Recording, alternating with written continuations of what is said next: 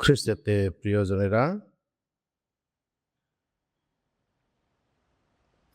আমাদের ক্যাথলিক ধর্মতত্ত্বে সবসময় বলা হয় যে প্রেরণ কাজ, মিশন কাজ এটা হচ্ছে আমাদের সকল খ্রিস্ট বিশ্বাসীদের কাজ। যারা আমরা দীক্ষাপ্রাপ্ত হয়েছি, দীক্ষা স্নানের সঙ্গে সঙ্গে আমরা এই মিশন দায়িত্ব পাই। দীক্ষিত মানে প্রেরিত। তাহলে আমাদের এই যে প্রেরণ কাজ, মিশন কাজ, সেটার উৎস, সেটার ভিত্তি হচ্ছে স্বয়ং পিতা ঈশ্বর। আজকের প্রথম শাস্ত্রপাঠে আমরা শুনেছি সেই শৌল বা পল এবং বারনাবাস তাদেরকে আলাদা করা হয়েছে। তাদেরকে বলা হয়েছে তাদেরকে যেন স্বতন্ত্র করে রাখা হয়। কিসের জন্যে? তাদের একটা বিশেষ প্রেরণ দায়িত্ব দেওয়া হবে এই জন্যে। তারপর আমরা দেখি যে তাদেরকে সে আলাদা করে রাখার পরে আবার তাদের উপরে হাত রেখে তাদের জন্য প্রার্থনা করা হয়েছে, যেটার একটা চিহ্ন যে তারা they are chosen, they are consecrated and they are sent। আমাদের প্রত্যেকটি খ্রিস্ট বিশ্বাসীদের এই তিনটা বৈশিষ্ট্য, যে we are specially chosen, we are consecrated and we are sent। আজকের মঙ্গল সমাচারে সে কি কথা আমরা দেখতে পাই যে যিশু তার সে ধর্মশিক্ষার প্রথম থেকে তিনি দাবি করেছেন তিনি নিজে থেকে এই পৃথিবীতে আসেননি, বরং পিতা ঈশ্বর তাকে পাঠিয়েছেন। ঈশ্বরের আত্মা তাকে অভিষিক্ত করেছেন। পিতা ঈশ্বর স্বয়ং তাকে এ জগতে প্রেরণ করেছেন। তাহলে যিশুর মিশন কাজ, প্রেরণ কাজ, এটা হচ্ছে পিতা ঈশ্বর থেকে এসেছে। প্রেরিতদের যে মিশন কাজ, সেটাও সে পিতা ঈশ্বরের কাছ থেকে এসেছে।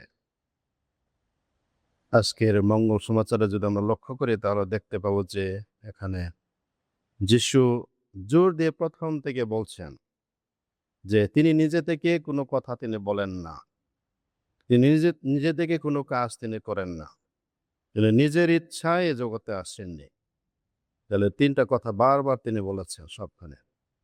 নিজে থেকে তিনি কোনো কথা বলেন না, কিন্তু পিতা ঈশ্বর তাকে যা করতে বলেন তিনি শুধুমাত্র সেই কথাই তিনি বলেন। পিতা তাকে যে কাজ করতে বলেন শুধুমাত্র সেই কাজই তিনি করেন। তো সবকিছুর মধ্যে সবকিছুর উৎস হচ্ছে পিতা। তাহলে পিতা ঈশ্বরের কথা, পিতা ঈশ্বরের কাজ, পিতার ইচ্ছা পালন। তাহলে যিশুর ভূমিকা কি এখানে পৃথিবীতে? তার ভূমিকা হচ্ছে তিনি জগতের আলো হয়ে পৃথিবীতে এসেছেন, জগতের জীবন হয়ে তিনি পৃথিবীতে এসেছেন। তার দায়িত্ব হচ্ছে মানুষকে আলোকিত করা, মানুষকে জীবন দান করা।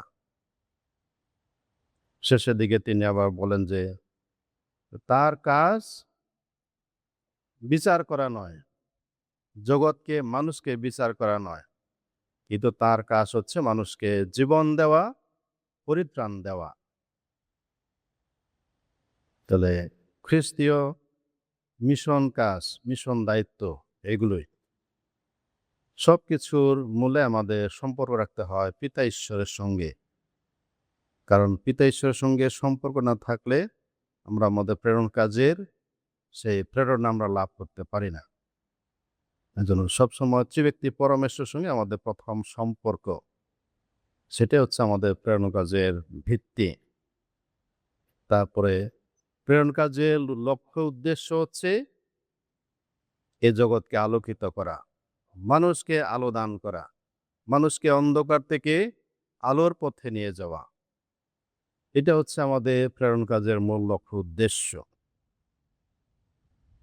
আমাদের প্রেরণ কাজের লক্ষ্য উদ্দেশ্য মানুষকে বিচার করা নয়, কিন্তু প্রধান যে উদ্দেশ্য হচ্ছে সেটা হচ্ছে আত্মার পরিত্রাণ। এটা আমরা সবসময় বলি না? সাক্রামেন্টাল থিওলজিতে সবকিছুর মূলে রয়েছে আত্মার পরিত্রাণ। খ্রিস্টতে প্রিয়জনেরা, আজকে প্রথম শাস্ত্রবাদ মঙ্গল সমাজ অনুযায়ী আমরা যেন একটু চিন্তা করতে পারি, ধ্যান করতে পারি যে আমরা ভবিষ্যতে যখন যাজক হব, বিশপ হব বা ব্রতধারিণী হব, আমাদের এই যে প্রধান কাজ, প্রেরণ কাজ, সেটা থেকে যেন আমরা কখনো বিচ্যুত না হয়। আর সবকিছুর মূলে থাকবে, যেমন যিশু যেভাবে বলেছেন যে পিতা এবং আমি এক। তাহলে এই যে পিতার সঙ্গে ঘনিষ্ঠতা, এটি হচ্ছে যিশুর প্রেরণ কাজের মূল শক্তি, মূল উৎস, মূল প্রেরণা। এটা থেকে যেন আমরা কখনো যেন বিচ্যুত না হয়।